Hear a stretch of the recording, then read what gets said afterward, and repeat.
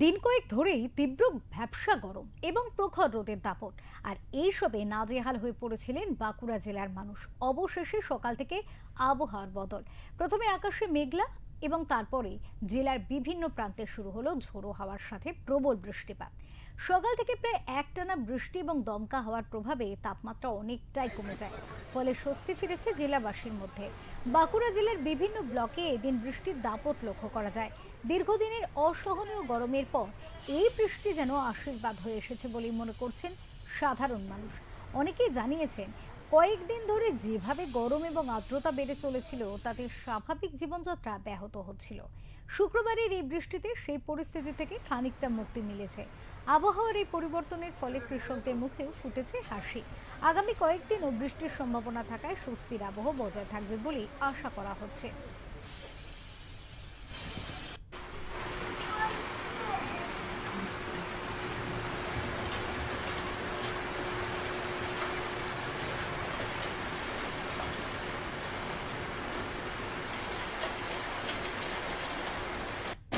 কই কখন যাবে তুমি?